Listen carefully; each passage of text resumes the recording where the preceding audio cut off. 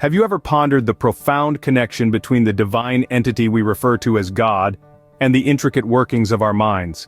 This question, as complex as it may seem, forms the foundation of our exploration today.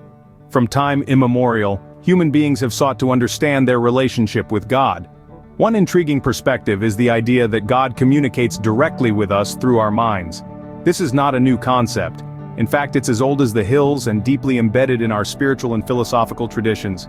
Consider for a moment the concept of intuition, that inexplicable gut feeling that guides our decisions. Some believe this to be a divine whisper, a subtle nudge from God steering us down the right path. It's an interesting perspective, isn't it? The idea that God might be speaking to us not through grand gestures or miraculous events, but through the quiet, almost imperceptible stirrings of our own minds. If you're enjoying this video, please give it a like. Then there are dreams, another potential conduit for divine communication. Throughout history, dreams have been seen as messages from the heavens, a means by which God might choose to convey important information or guidance. Could it be that our dreams are a celestial hotline of sorts connecting our minds directly to God? Another perspective is the idea of inspiration, those sudden flashes of insight that seem to come from nowhere. Could these moments of clarity be God's way of guiding us, of providing us with the answers we need just when we need them?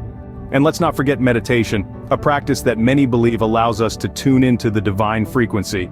By quieting our minds, we may be able to hear God's voice more clearly, to feel His presence more deeply.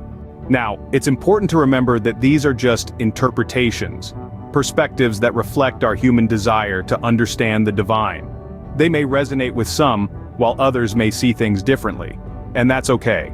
After all, the nature of our relationship with God is a deeply personal and subjective matter. So, to summarize, we've looked at several interpretations of how God might communicate with us through our minds.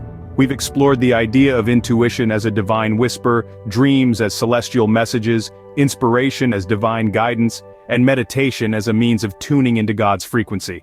Each of these perspectives offers a unique and thought-provoking insight into the profound connection between God and our minds.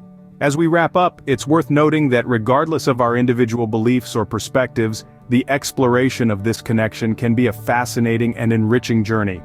It invites us to look within, to listen more closely to our own minds, and perhaps to hear the subtle whispers of the divine.